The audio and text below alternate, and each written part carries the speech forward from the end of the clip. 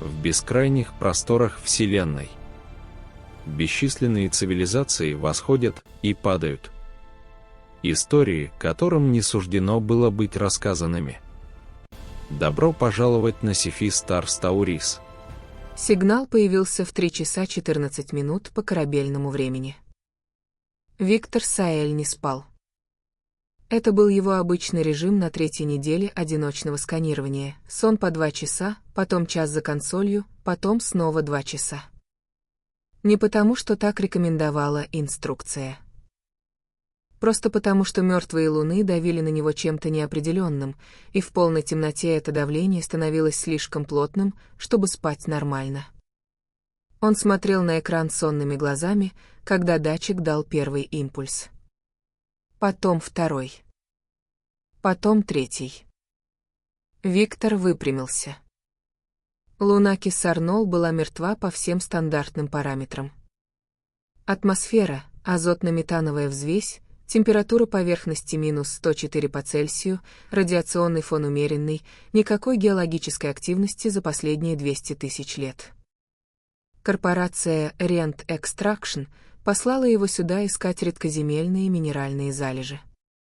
Стандартный контракт на 6 недель. Никаких сюрпризов не предполагалось. Сигнал не был геологическим. Виктор придвинулся ближе к экрану. Пальцы пробежали по клавиатуре, изолируя частоту. Импульс шел с глубины, примерно 80 метров под поверхностью, и имел характеристики, которые аналитическая программа не могла классифицировать ни в одну из стандартных категорий. Ни тектоника. Ни газовый выброс.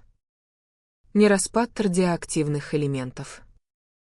Программа дала пометку «Источник неизвестен». Виктор посмотрел на эту пометку долго.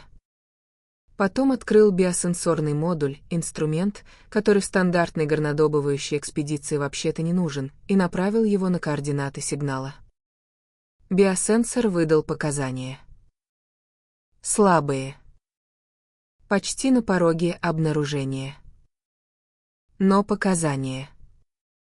Что-то там внизу было живым. Виктор сидел еще минут 5. Просто смотрел на экран. За иллюминатором простиралась абсолютная тьма Киссар-Нол, Луна находилась в тени планеты-гиганта, и ни одна звезда не давала достаточно света, чтобы что-то разглядеть. Только датчики. Только цифры. Только этот тихий, ритмичный импульс из-под мертвого камня. Он нажал кнопку связи с корпоративным диспетчерским центром. Ответ пришел через 7 минут. Киссар-Нол был далеко от основных маршрутов. Диспетчер звался Хора. Виктор никогда не видел его лично, только голос, усталый, профессиональный, всегда немного раздраженный в ночную смену. «Саэль, что случилось?» «Оборудование». «Оборудование в норме». Я обнаружил биологический сигнал. 80 метров под поверхностью, в квадрате G7 по моей карте. Слабый, но стабильный. Пауза. Повтори последнее. Биологический сигнал. На Киссар-Нол. Что-то живое под поверхностью. Долгая пауза. Виктор слышал, как Хора что-то набирает. Потом долгое молчание, такое долгое, что он подумал, связь прервалась. «Саэль», — наконец сказал Хора, и голос у него стал другим.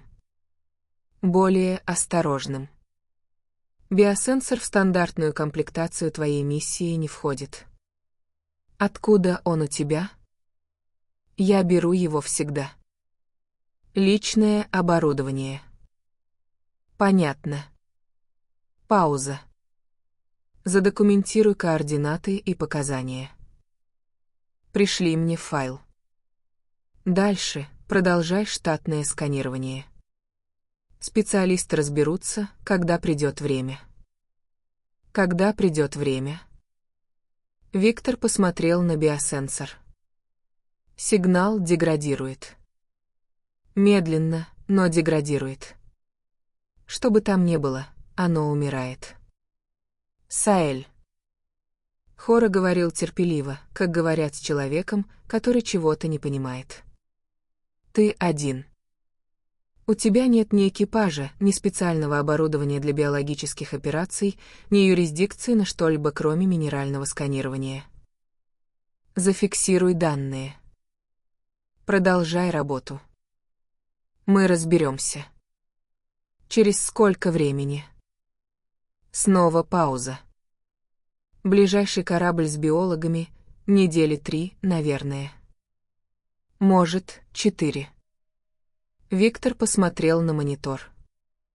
Сигнал пульсировал ровно, терпеливо, медленно угасая. «Хорошо», — сказал он. «Понял». Он отключил связь.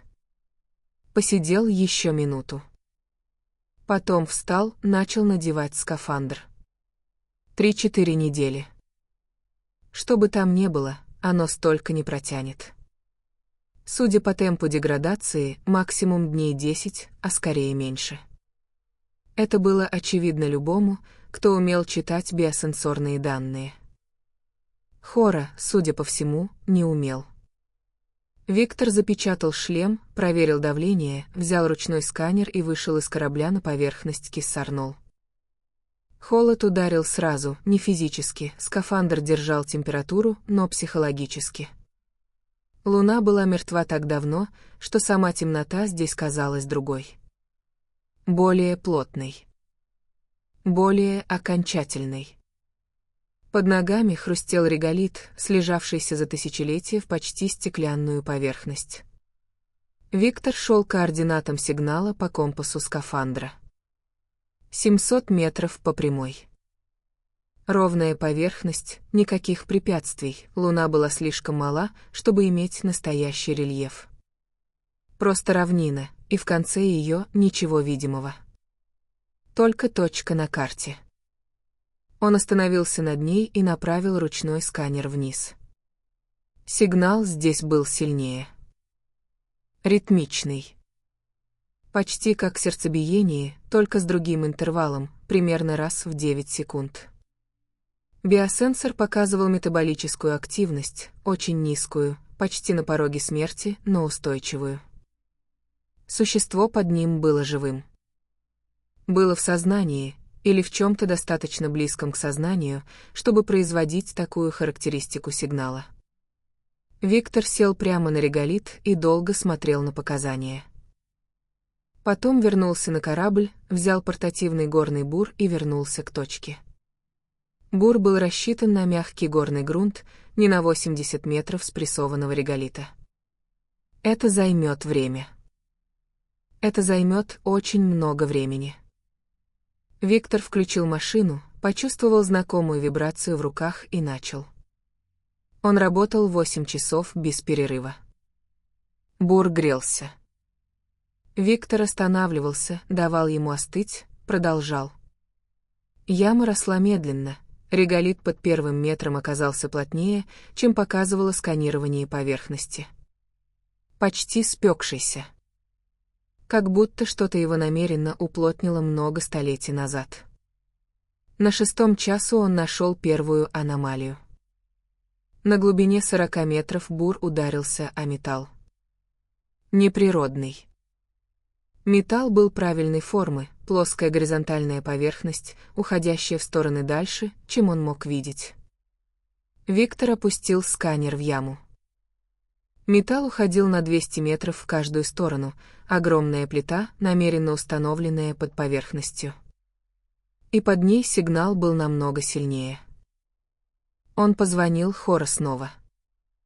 Я нашел искусственную конструкцию. Металл, неизвестный сплав, приблизительно 40 на 200 метров. Лежит под поверхностью. Хора был явно уже не на ночной смене.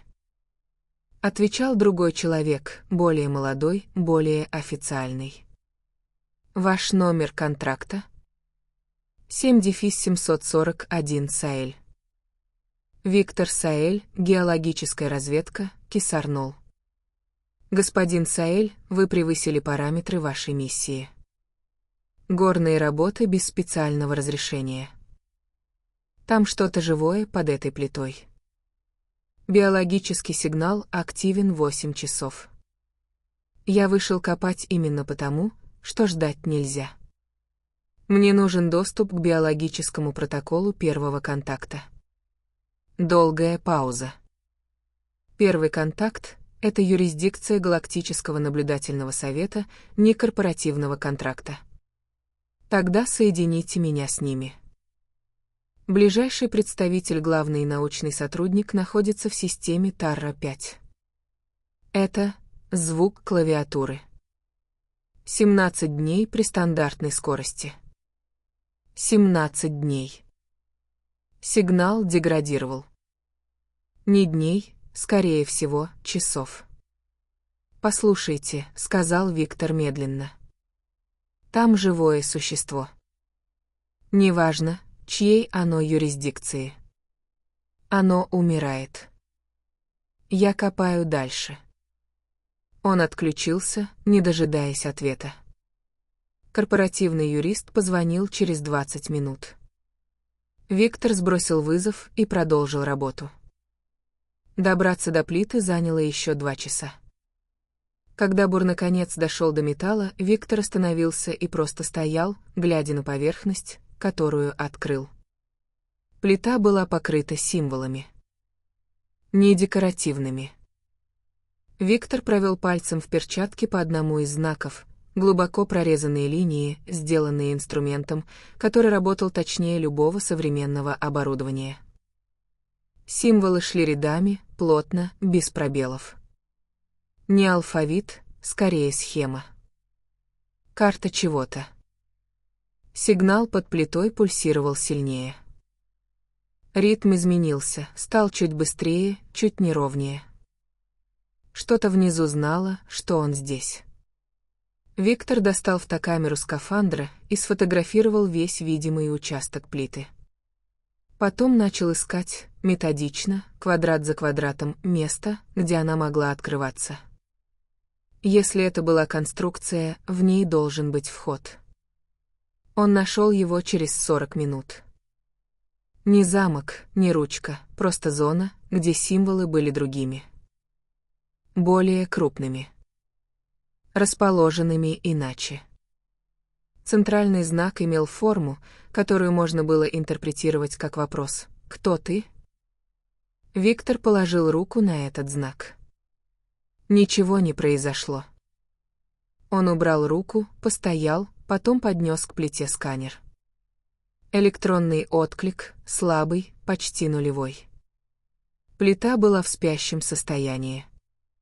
Энергия, которая когда-то питала ее механизм, почти исчерпалась. Почти — ключевое слово. Виктор вернулся к буру.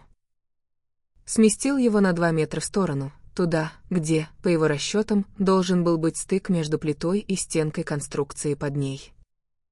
Если плита не открывается изнутри, нужно попробовать обойти. Бур снова пошел в ход. Теперь вертикально, потом наклонно, пытаясь нащупать щель. Через 1:20 нашел ее. Не щель, отверстие. Маленькое, не больше 30 сантиметров, там, где плита немного не сомкнулась с боковой стенкой. Может, из-за проседания грунта за столетия. Может, намеренно. Неважно. Через него можно протиснуть камеру и сканер. Виктор протиснул. Камера показала то, чего он не ожидал. Под плитой была не полость. Была комната. Правильная, с ровными стенами, с потолком на высоте 3 метров, с полом, покрытым тем же слоем символов, что и плита снаружи. Комната примерно 10 на 10 метров. Без мебели. Без оборудования. Только символы на стенах и потолке, и в центре — объект. Виктор долго смотрел в экран камеры. Объект в центре комнаты был живым. Не в метафорическом смысле. Буквально. Это было существо, большое, примерно 2 метра в диаметре, шарообразное, покрытое чем-то, что выглядело как кристаллические наросты разных оттенков, от темно-синего до почти белого. Оно не двигалось в обычном смысле. Но по его поверхности медленно, с интервалом в 9 секунд, проходила волна, легкая пульсация, изнутри наружу. Как дыхание. Как сердцебиение. Биосигнал шел именно от него. Виктор смотрел на него минуты 3, не двигаясь. Потом убрал камеру и сел на реголит рядом с ямой. Нужно было думать. Существо было живым. Существо находилось в этой комнате давно, судя по слою реголита над плитой, не менее 1000 лет. Может, намного больше. Он открыл связь, не с корпоративным диспетчером, а на общую частоту главный научный сотрудник. Говорит Виктор Саэль, геологический оператор, Кисарнол, сектор Д-119.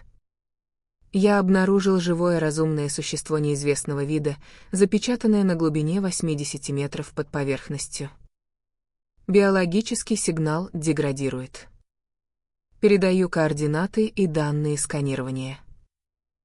Прошу немедленного ответа. Он передал файлы и стал ждать. Ответ пришел через 4 часа.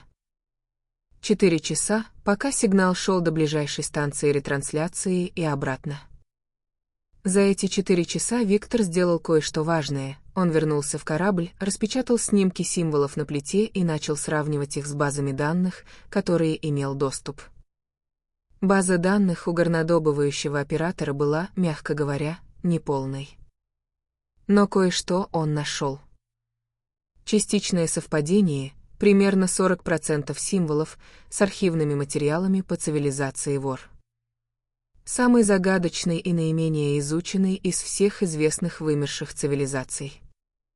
Вор исчезли примерно 2000 лет назад. Причина неизвестна.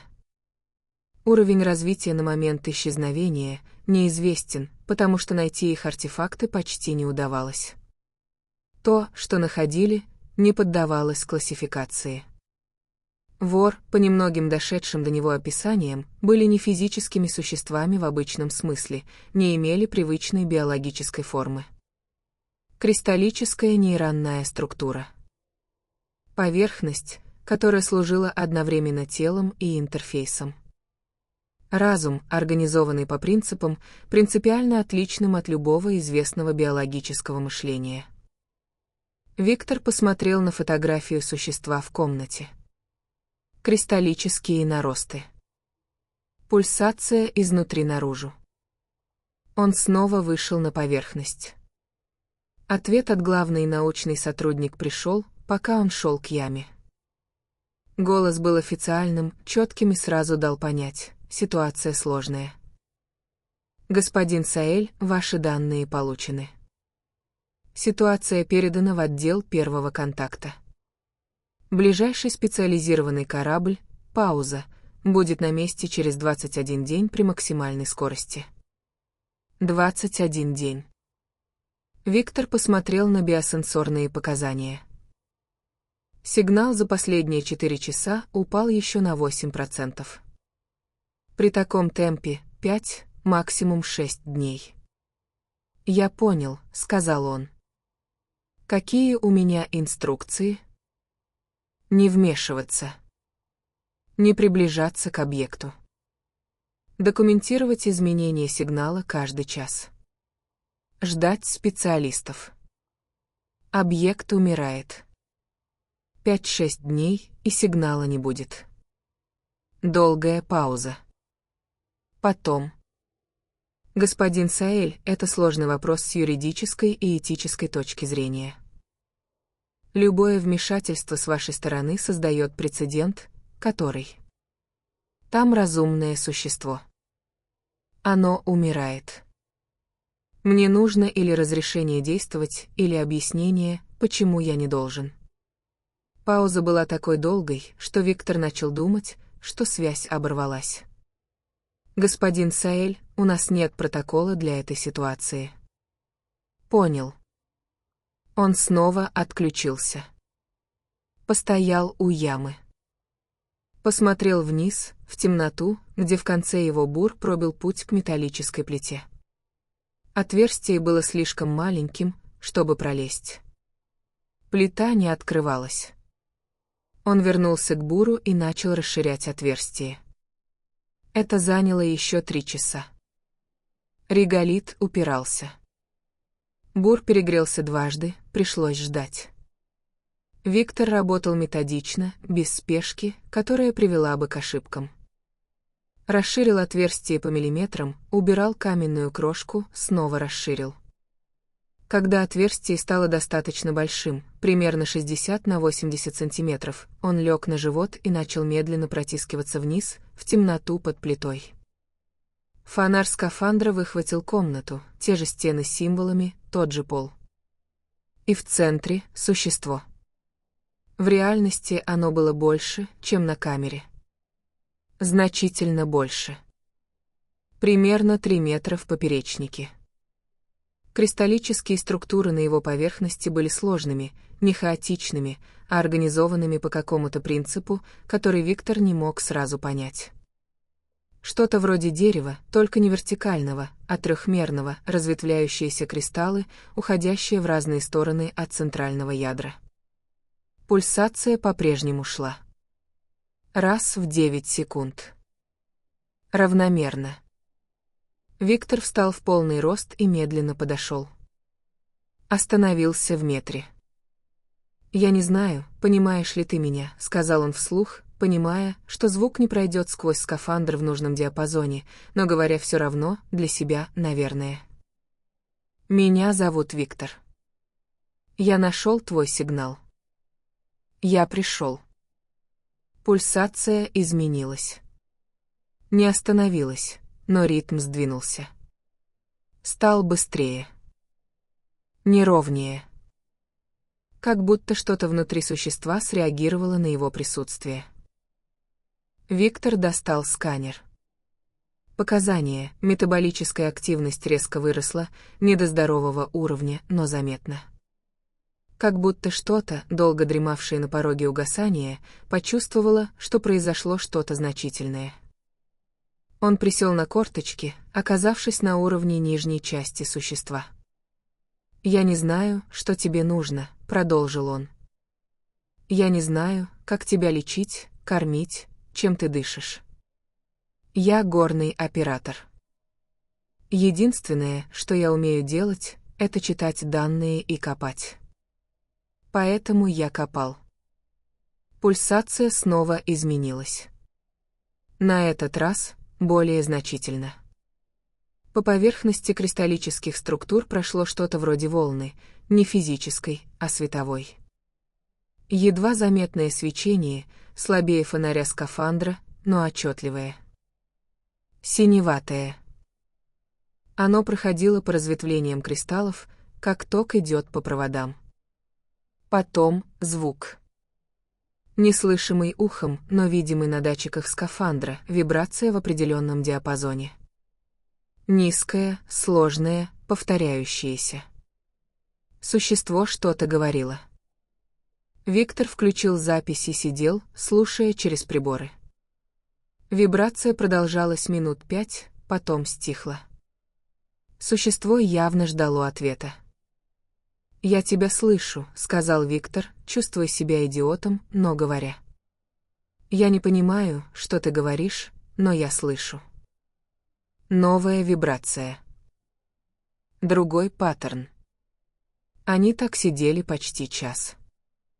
Существо вибрировало, Виктор отвечал голосом. Постепенно он начал замечать структуру, определенные паттерны повторялись. Не случайно. Как будто существо последовательно чего-то добивалось, строило контекст, создавало базу для понимания. Оно пыталось научить его своему языку. Или, точнее, создать общий язык между ними. Виктор вернулся к кораблю, взял ноутбук с программой лингвистического анализа, старая, базовая программа, предназначенная для расшифровки горных маркировок, и принес обратно. устроился на полу комнаты, подключил к скафандровым датчикам и начал фиксировать каждую вибрацию. Работа была медленной. Существо, кажется, это понимало, повторяло паттерны, давало время. Иногда Виктор чувствовал что-то похожее на нетерпение в ритме пульсации, но существо сдерживалось. Ждало. На 6-й час работы программа выдала первое совпадение. Один из паттернов вибрации устойчиво появлялся каждый раз, когда существо, судя по контексту, обозначало себя. Местоимение первого лица. «Я». Виктор нашел ответный паттерн, повторил его голосом, модулируя тон насколько мог. Существо остановилось. Потом выдало длинную сложную вибрацию, и в конце ее снова тот же паттерн, что означал «я». Оно подтвердило. «Хорошо», — сказал Виктор вслух, хотя знал, что его голос существо воспринимает только через вибрацию пола. «Хорошо. Значит, разговариваем». Следующие 2 суток он почти не спал. Возвращался к кораблю только чтобы взять еду, зарядить оборудование и выпить кофе в количествах, которые точно не рекомендовала ни одна медицинская инструкция. Корпорация звонила 3. Главный научный сотрудник 2. Виктор принимал звонки, отвечал кратко, что ситуация под контролем, данные фиксируются, специалистов ждет, и возвращался в комнату под плитой. Существо строило язык быстрее, чем он ожидал. Не потому, что язык был простым. Потому что существо было умным. Очень умным. Оно методично, через примеры и контексты, учило его ключевым концепциям, не словам, концепциям. Понятие «время». Понятие «намерение». Понятие «знание». Это были строительные блоки, из которых потом можно было строить предложения. К исходу 2 суток они могли говорить примерно на уровне 5-летнего ребенка. Виктор задал первый серьезный вопрос. «Кто запер тебя здесь?» Пауза. Долгая, несколько минут. Потом вибрация, медленная и сложная. «Мы». Пауза. «Сами». Виктор переспросил, убедившись, что правильно понял. «Ты сам запер себя?» «Мы». «Вор». Принятое решение. Зачем? Снова долгая пауза. Потому что это было, вибрация подбирала слово, необходимо. Это был неполный ответ. Существо явно упрощало, словарного запаса не хватало, чтобы объяснить. Виктор не настаивал. Время было, и он чувствовал, существо скажет, когда будет готово. На 3-й сутки его вызвал главный научный сотрудник. Голос был другим, не чиновник, а кто-то с настоящими полномочиями. Спокойный, профессиональный. «Господин Саэль, мы получили ваши записи. Наши лингвисты работают с ними. Вы сделали невероятную работу, и мы хотим, чтобы вы понимали, то, что вы нашли, это, вероятно, один из важнейших контактов за последние 2 столетия. «Рад слышать», — сказал Виктор. «Когда специалисты будут здесь?» 18 дней. Мы направили ускоренный корабль. 18 дней. Виктор посмотрел на биосенсор. Сигнал стабилизировался. Деградация остановилась на 4-й день моего присутствия здесь. Я думаю, контакт помогает. Пауза. Это значительная информация. Господин Саэль, я хочу попросить вас кое о чем.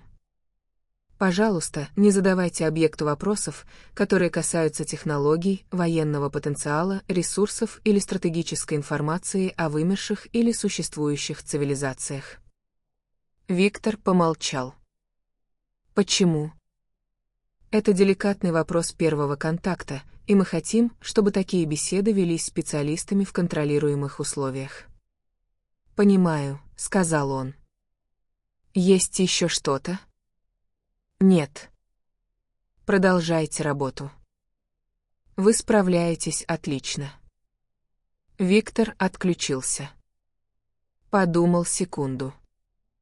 Потом вернулся в комнату под плитой. Существо ждало. «Скоро сюда придут другие люди», — сказал Виктор. «Много. Специалисты. Они захотят говорить с тобой». Долгая пауза. Потом. «Ты останешься?» Виктор не ожидал этого вопроса. «Не знаю», — ответил он честно. «Наверное, меня отстранят.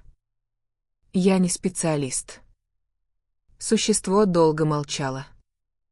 Потом, медленно, тщательно подбирая слова, которые только недавно появились в их общем словаре. «Ты первый, кто пришел. Не специалист. Не за знанием. Не за ресурсом. Просто пришел, потому что сигнал угасал. Да. Это важно. Для меня. Не потому, что я был в опасности. Потому что... Пауза. Мы, вор, когда запечатывали себя, думали, если кто-то придет, будет иметь значение, кто именно. Не вид. Не технологии. Причина. Виктор сидел и слушал. Ты пришел за тем, что умирало. Не за тем, что ценно. Ты ценен, сказал Виктор. Долгое молчание. Потом что-то в пульсации существа изменилось. Стало мягче. Менее ровным, более живым. Расскажи мне о вас. О людях. И Виктор рассказывал. Не историю побед и достижений, то, что обычно рассказывают, представляя цивилизацию. Он рассказывал о том, что знал лично. О том, каково это — работать одному на мертвых лунах. О том, почему корпоративные диспетчеры принимают решения, которые принимают. О том, что такое протокол и почему протоколы существуют, и почему иногда они не работают. Существо слушало. Иногда спрашивало уточнения, не военные, не технические. Концептуальные. Почему протокол? Чтобы люди с разными знаниями действовали предсказуемо. Чтобы не было хаоса. Но ты нарушил протокол. Потому что протокол не предусматривал тебя. Пауза. Тогда протокол — это знание о том, что уже случалось. Не о том, что случается впервые. Примерно так. «Это слабость», — сказала существо. Не осуждающе. Аналитически. «Знаю», — согласился Виктор. «И при этом ты пришел». «Именно». Существо снова помолчало. Потом. «Я думал, что знаю о вас. Из записей. Очень старых. О людях в начале. Жестокие. Быстрые. Непредсказуемые. Мы такими и были», — сказал Виктор. «Отчасти остаемся. Но ты 9 часов копал. 1. Без разрешения. Затем, что умирало. Да. Это противоречит образу. Мы противоречим своим образом часто, сказал Виктор. В обе стороны. Иногда лучше, чем о нас думают. Иногда хуже. Это, кажется, было важным для существа. Оно долго обрабатывало это. Вор тоже, сказала оно наконец. Думали о себе одно. Делали другое. В конце. Расскажешь. Долгая пауза. Самая долгая из всех. Вор были устроителями. Не завоевателями. Мы находили молодые цивилизации и слово, которое не переводилось точно, что-то между «направляли» и «защищали». Мы думали, что делаем правильно. Мы думали, что знаем, как должно выглядеть правильное развитие.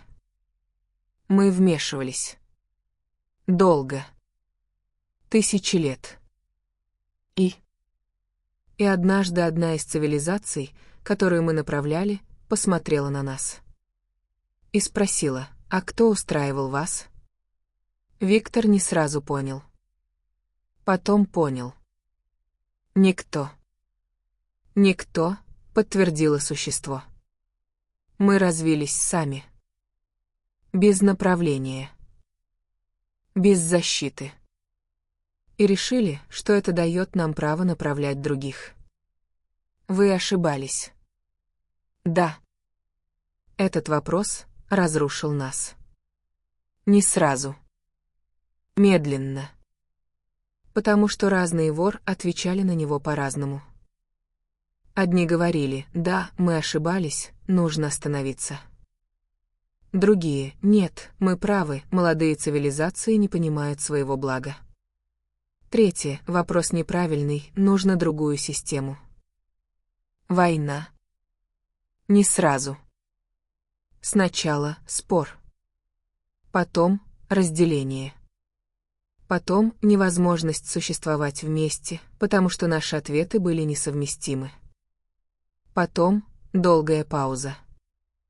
Мы ушли. Каждый по-своему. Кто умер? Кто растворился? Кто запечатал себя? Ты запечатал себя.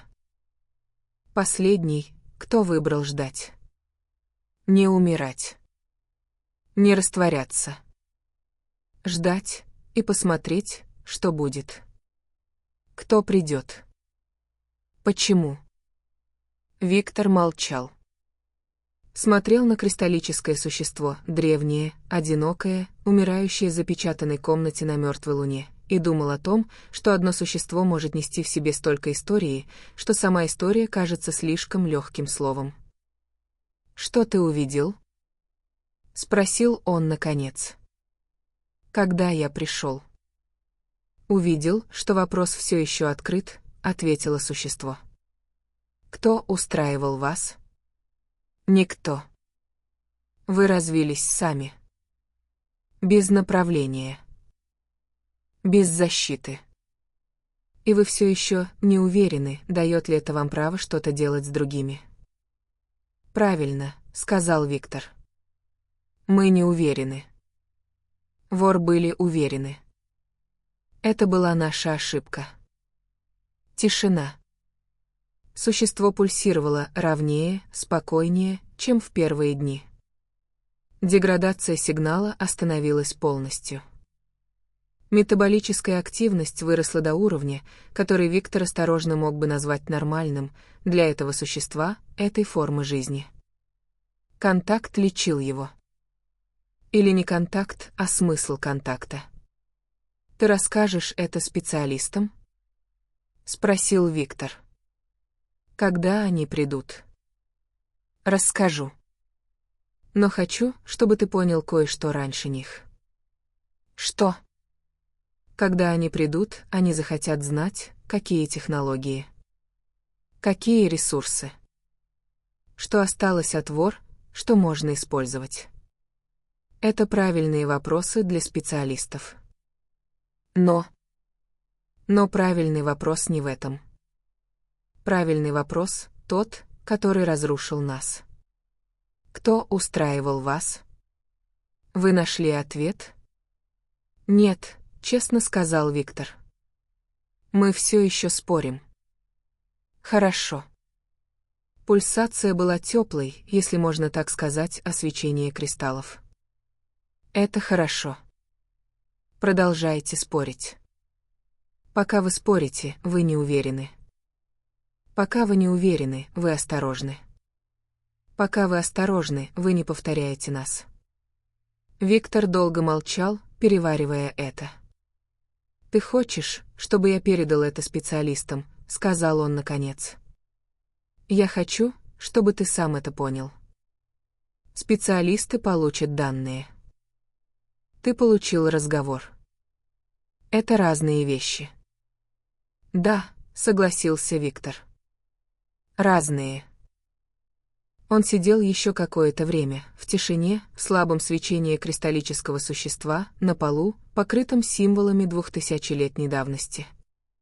За плитой над головой была мертвая луна. За луной — пустой сектор. За сектором — галактика, которая деловито занималась своими делами, не зная, что в этой комнате только что закончился и начался одновременно один из важнейших разговоров за долгое время. Специалисты прибыли через 17 дней. Виктор встречал их на поверхности. 2 корабля, один от главный научный сотрудник, один от академического консорциума. 7 человек, 4 вида, оборудование, которое занимало 3 грузовых контейнера. Старший специалист, пожилая женщина, ксенобиолог с 30-летним стажем, подошла к нему первой. «Господин Саэль». Она пожала ему руку. «Я видела ваши записи. Вы сделали невозможное». «Нет», — сказал он. «Я сделал очевидное. Просто в ситуации, где протокол говорил не делать ничего». Она посмотрела на него внимательно. «Оно говорит с вами?» «Да». «Мы создали базовый общий язык. Я передам все записи». «Хорошо». Она сделала шаг к яме, потом остановилась. «Как оно? По вашему ощущению?» Виктор подумал. «Умнее, чем я мог представить. Терпеливее. И очень одиноко». Она кивнула. «Вы можете остаться?» На этапе первоначального взаимодействия. Как контекстный консультант. Оно знает вас. «Могу», — сказал Виктор. Он не добавил, я и планировал. Следующие 3 недели были самыми странными в его жизни. Специалисты задавали правильные вопросы: технические, биологические, исторические. Существо отвечало терпеливо, через улучшенную версию языка, которую они с Виктором построили вдвоем. Иногда существо обращалось к нему напрямую, когда что-то теряло в переводе. Виктор никогда не выдавал того разговора, о том, кто устраивал вор, о вопросе, который их разрушил. Не потому, что скрывал. Потому что это был не его секрет передавать. Существо само скажет, когда решит. На 21-й день существо обратилось к собравшимся специалистам напрямую. Его слова, через переводчик, через записи, через структуру языка, которую они строили 3 недели, прозвучали просто и тяжело одновременно. Я остался, чтобы дать ответ на вопрос. Вопрос, который убил моих. Я ждал того, кто придет не за знанием, а за жизнью. Такой пришел. Пауза. Вопрос: кто имеет право направлять другую цивилизацию? Наш ответ был: мы имеем, потому что мы старше. Этот ответ неправильный. Правильный ответ — никто. Ни один вид не имеет права направлять другой. Можно учить. Можно предлагать. Можно отвечать на вопросы. Но направлять — нет. В комнате под плитой была полная тишина. «Я дал ответ», — сказала существо. «Теперь я могу уйти». Ксенобиолог подняла голову. «Уйти, ты имеешь в виду?» «Умереть». Но не так, как умирал раньше, от истощения, от одиночества. Я выбираю. Это разница. Виктор смотрел на кристаллические структуры. Пульсация была ровной, спокойной. «Ты уверен?» — спросил он. «Я ждал 2000 лет», — ответило существо. «Да. Уверен». Долгое молчание. «Есть что-то, что ты хочешь, чтобы мы запомнили?» — спросила ксенобиолог. «Уже сказал». Пауза. «И еще одно. Тот, кто пришел первым, пульсация стала чуть сильнее, обращаясь к Виктору напрямую, он нарушил протокол. Запомните это тоже. Иногда протокол — это знание о том, что уже было. А живое всегда впервые». Виктор смотрел на существо. Существо пульсировало. «Спасибо», — сказал он. Не дипломатически. Просто. «Тебе», — ответило существо. «За то, что пришел. Не потому, что должен был. Потому что что-то умирало». Процесс занял несколько часов. Пульсация постепенно замедлилась, не так, как замедляется от истощения. Иначе. Ровнее. Как человек, который ложится спать. Когда датчики зафиксировали 0, в комнате никто не говорил несколько минут. Специалисты собирали данные, снимали образцы, фиксировали все, что должны были фиксировать. Делали свою работу. Виктор вышел из-под плиты. Поднялся по яме наверх. Встал на поверхности Киссар-Нол, под абсолютно черным небом без звезд, планета-гигант по-прежнему давала тень. Он думал о вопросе, который разрушил вор. Кто устраивал вас? Никто. Люди тоже развились сами. Без направления, без чьей-то помощи, с ошибками и войнами и медленным, болезненным пониманием того, что делать с собственной силой. И все еще спорили об этом. Это было хорошо, понял он. Это было именно то, что нужно. Он вернулся к кораблю. Написал полный рапорт, детальный, честный, без украшательств. Описал все, как нашел сигнал, как корпорация велела ждать, как главный научный сотрудник велел не вмешиваться, как он все равно пошел копать. Описал разговор. Полностью. Включая то, о чем существо просило его понять раньше специалистов. Рапорт займет свое место в архивах. Специалисты напишут статьи. Главный научный сотрудник сформирует комиссии. Корпорация, вероятно, расторгнет его контракт. Виктор посмотрел на это будущее ровно и без особого беспокойства. Где-то там, в архивах, будет запись. Сигнал деградировал. Протокол велел ждать. Один человек решил, что это неправильно, и пошел копать. Не потому, что был героем. Не потому, что рассчитывал на награду. Просто потому, что что-то живое умирало, и он был рядом. Иногда этого достаточно. Иногда это и есть все, что нужно. Двигатели корабля ожили. Виктор проложил курс к ближайшей станции, заправка, документы, разбирательство с корпоративным юристом, которое он, скорее всего, проиграет.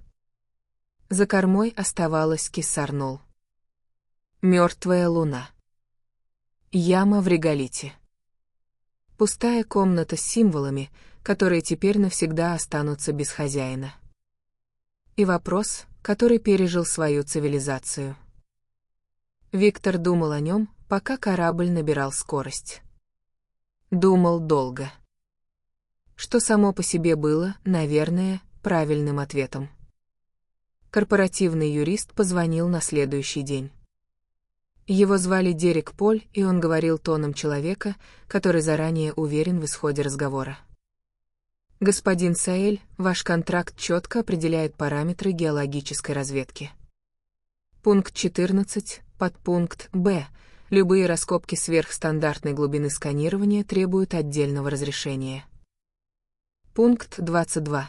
Обнаруженные объекты потенциальной ценности подлежат немедленному уведомлению корпоративного управления и ожиданию инструкций. «Я уведомил», — сказал Виктор. «Вы уведомили и немедленно начали копать, не дождавшись инструкций». Объект умирал. «Сколько часов вы обсуждали бы инструкции?» Пауза. Юрист не ожидал этого вопроса, по крайней мере, сформулированного так прямо. Это не меняет факта нарушения контрактных условий. «Нет», — согласился Виктор. «Не меняет». «Что вы хотите сделать?» Расторжение контракта с удержанием штрафных выплат.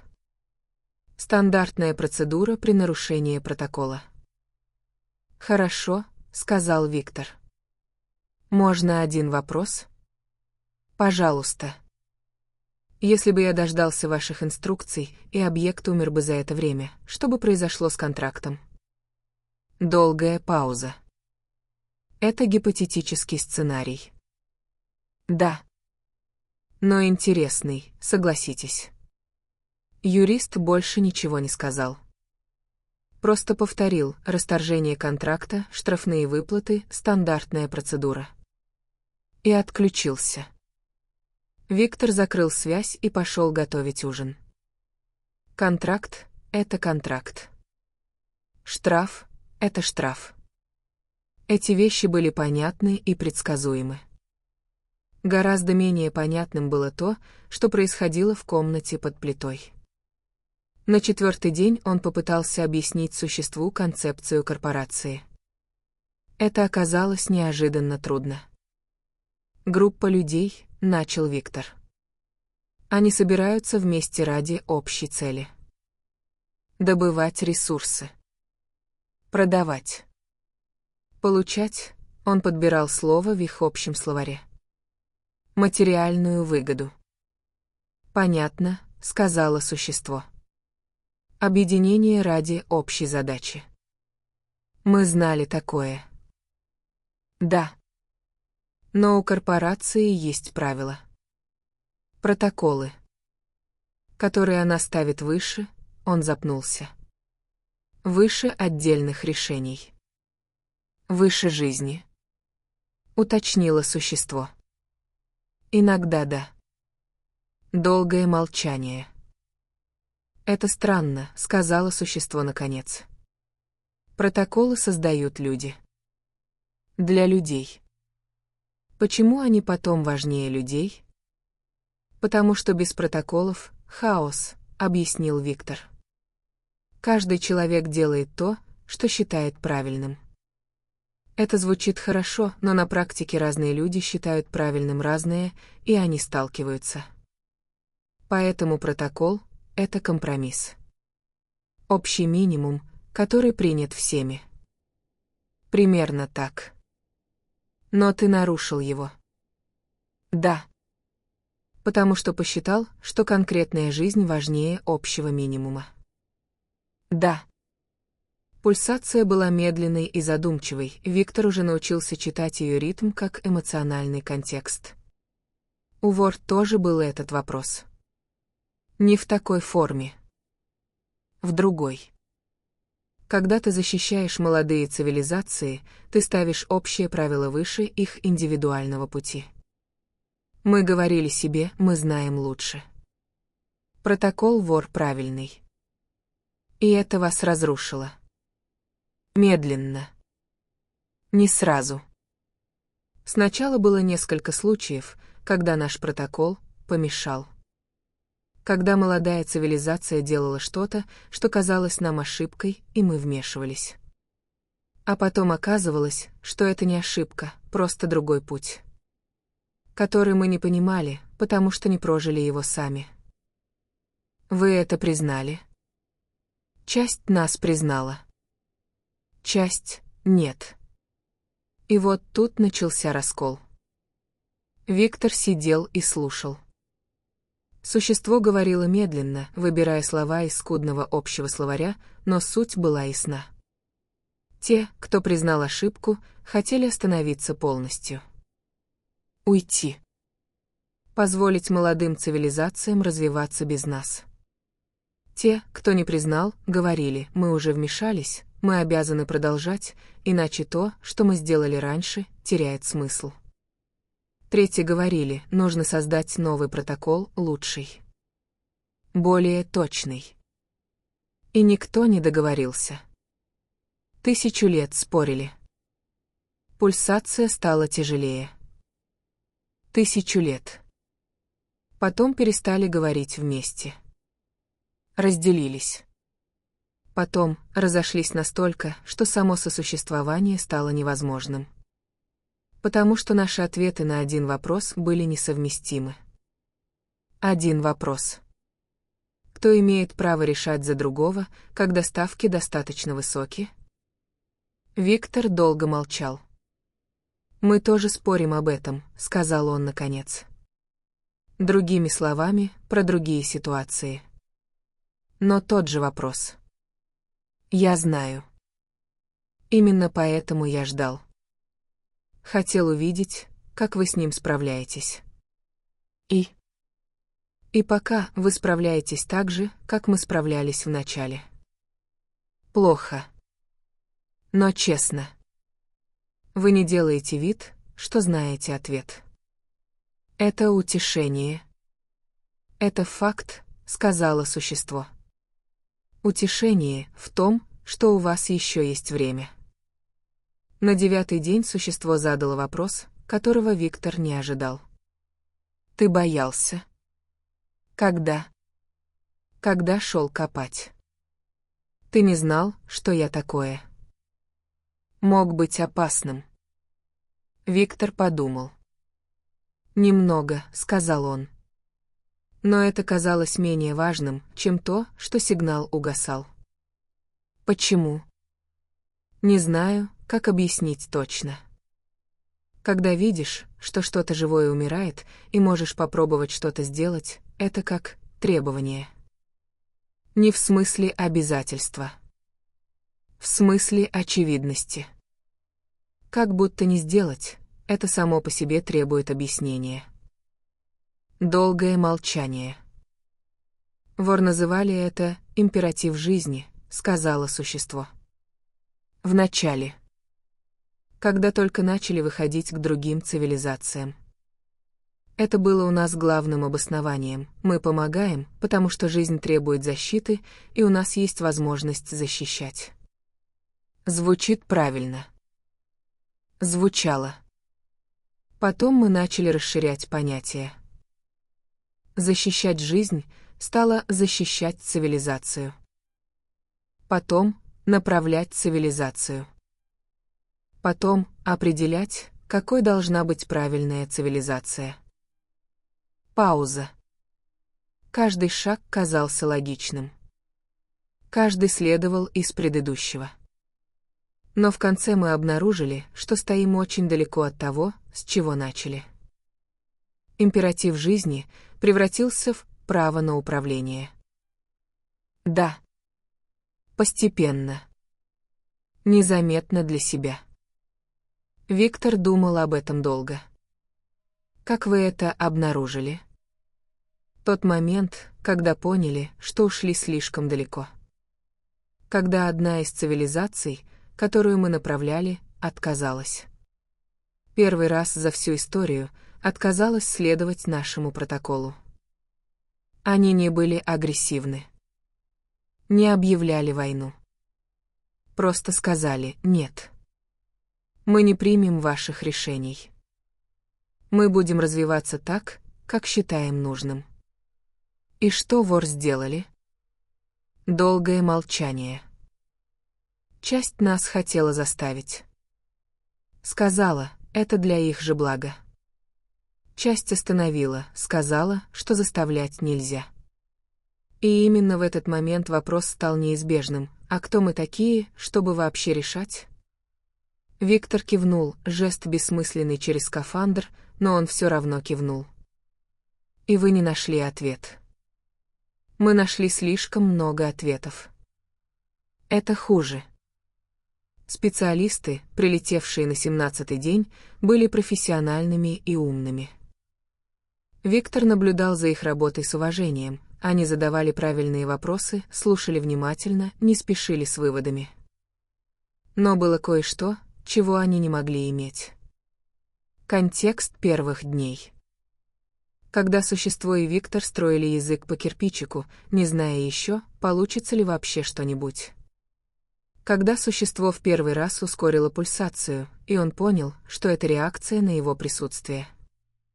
Когда оно спросило «ты останешься?» Просто, без украшательств, как спрашивают что-то важное. Специалисты получат данные. Записи. Систематизированный язык, который уже существовал к их прилету. Виктор получил нечто, что не войдет в никакой официальный архив. Он получил разговор между двумя существами, которые не были уверены, что понимают друг друга, и все равно пытались. Ксенобиолог, пожилая, с 30 годами в профессии, несколько раз в те 3 недели останавливалась рядом с Виктором во время перерывов и молча смотрела на кристаллическое существо. «Вы понимаете, что происходит?» — спросила она однажды. «Думаю, да. Объясните мне». Ненаучно. Просто. Оно ждало кого-то, кто придет не за информацией. Виктор подбирал слова. 2 тысячелетия ждало. И когда я пришел, не зная этого, просто потому что сигнал угасал, оно решило, вот тот, кому можно ответить на вопрос, с которым оно жило. Что за вопрос? Оно рассказало мне историю. О том, как вор разрушились. О том, почему. Об ошибке, которую они совершили. Виктор посмотрел на существо. Мне кажется, оно хотело убедиться, что эта история не умрет вместе с ним. И вы ее сохраните. Уже сохранил. Все в рапорте. Ксенобиолог помолчала. Вы знаете, что будет с этими данными? Комиссии, исследования, академические конференции на ближайшие 20 лет.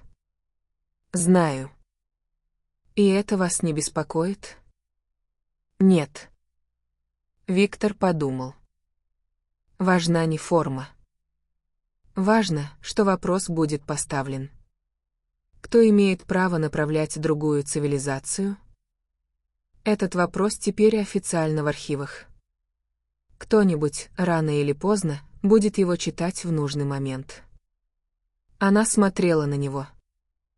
Вы думаете об этом масштабно для горного оператора? Это не мои мысли, честно сказал он. Это его мысли. Я просто был первым, кто их услышал. В последние часы, когда было уже ясно, что существо принимает окончательное решение, Виктор сидел в комнате рядом со специалистами. Пульсация замедлилась не как угасание. Как выдох. Долгий, ровный, намеренный. Кристаллические структуры меняли цвет от глубокого синего к почти белому, как будто что-то внутри них выгорало медленно и спокойно, не в пожаре, а в тихом истощении выбора. Один из специалистов, молодой, первый серьезный контакт в карьере, не сдержался и спросил вслух в общее пространство комнаты. Почему? Зачем умирать сейчас, когда мы только встретились? Ответ пришел медленно, с паузами, существо уже тратило много сил на перевод.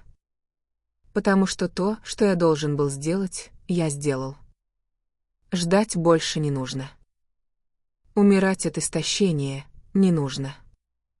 Выбрать момент самому — это то единственное, что у меня осталось из того, что имеет значение. «Но ты мог бы жить», — сказал молодой специалист. «Мы могли бы поддерживать тебя. Технически это возможно». «Знаю», — ответило существо. «Это не вопрос возможности. Это вопрос смысла. Я жил ради вопроса. Вопрос задан. Ответ произнесен. Продолжать значит существовать без причины. Для меня это хуже смерти. Молчание. «У нас есть еще столько вопросов», — сказал молодой специалист. «Я знаю». Пауза. Запишите их. Задайте себе. Ищите ответы сами. Это лучше, чем получить их от меня. Помните, что я сказал? Молодой специалист замолчал. Потом кивнул медленно, как человек, который только начинает понимать. Виктор смотрел на существо и думал о том, что правильная смерть — редкость. Что большинство существ умирают случайно, или от истощения, или в момент, который они не выбирали. Это существо умирало тогда, когда решило. Это было что-то другое. Что-то достойное. Он не произнес этого вслух. Некоторые мысли лучше оставлять при себе. Когда датчики показали 0, ксенобиолог поставила пометку в своем журнале. Молодой специалист отвернулся и некоторое время смотрел на стену с символами. Остальные работали, собирали образцы, снимали данные, документировали. Виктор поднялся и вышел из комнаты. Поднялся по яме. Встал на поверхности. Небо над Кисарнол было абсолютно черным, планета-гигант давала тень. Ни одной звезды. Только темнота, такая плотная, что казалась почти физической. Виктор стоял в ней долго. Думал о вопросе, который разрушил цивилизацию. Думал о том, что этот вопрос теперь живет в архивах, в записях, в рапортах, которые он написал. Что его прочитают люди, которых он никогда не встретит.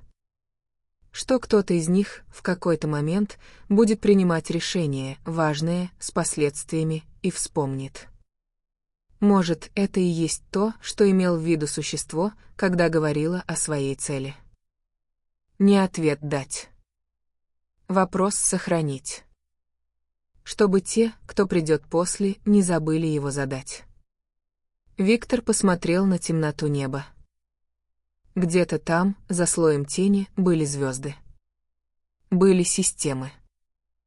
Были цивилизации, молодые и старые, которые прямо сейчас задавали те же вопросы теми же словами или другими. Он вернулся к кораблю. Написал финальный рапорт, длинный, детальный, честный. Описал каждый день. Каждый разговор. Каждое решение, которое принял и почему. Включая то, что объяснил ему корпоративный юрист про пункт 14, подпункт Б. Включая то, что объяснило ему существо про вор. Обе истории, рядом, без иерархии. Рапорт займет свое место. Контракт расторгнут.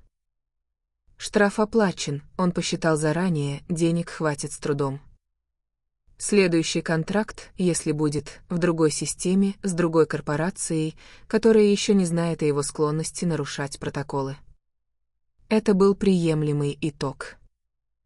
Двигатели корабля ожили.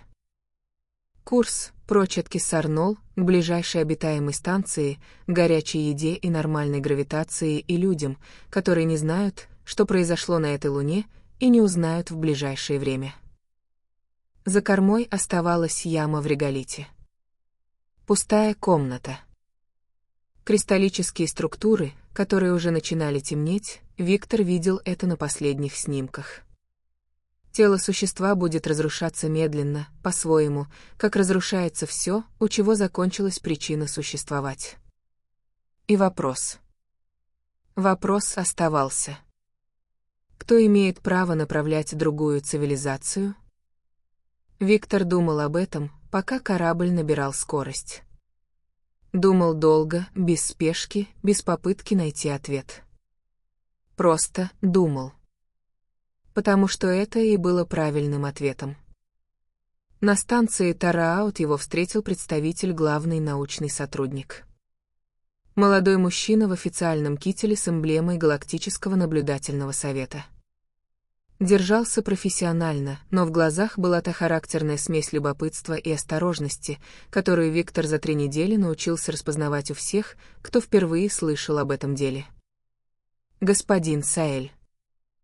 Меня зовут Томас Аш, координатор первого контакта. Я хотел бы поговорить с вами лично». «Хорошо», — сказал Виктор. «Только сначала поем». 3 недели корабельной еды. Аш слегка опешил, явно ожидал другой реакции, но кивнул. Они нашли что-то вроде кафе в транзитном секторе станции. Виктор заказал все, что показалось достаточно горячим, и ел несколько минут молча, пока Аш терпеливо ждал. «Ваш рапорт», — начал Аш наконец.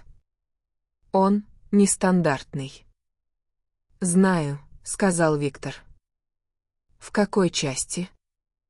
«В части личных интерпретаций. Вы описали разговоры не как данные для анализа, а как Аш подбирал слово. Как разговоры, помог Виктор. Потому что это были разговоры. Наши специалисты предпочли бы более нейтральный формат. Ваши специалисты получили 3 недели работы с объектом. Мои 9 дней язык строили с нуля, вдвоем, не зная, получится ли вообще. Виктор поднял взгляд. Нейтральный формат годится для ситуаций, где ты понимаешь, что происходит. Я не понимал. Поэтому писал то, что видел. Аш помолчал. Ладно. В рапорте вы упоминаете, что существо посчитало важным, что вы пришли не за информацией. Именно это вы написали не за информацией, а за жизнью. Вы уверены, что правильно поняли? Уверен. Оно спрашивало напрямую. Я отвечал напрямую. Виктор отложил вилку. Оно ждало 2000 лет. Не случайного прохожего. Того, кто придет потому, что что-то умирает, и посчитает это достаточным поводом. Не потому, что это выгодно. Не потому, что это положено по протоколу. Просто потому, что умирает. Этот критерий кажется вам разумным? Для 2000-летнего ожидания?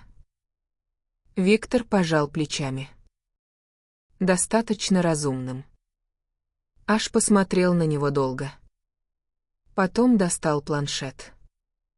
Совет хочет предложить вам позицию. Консультант по ксеноконтакту, неофициальная.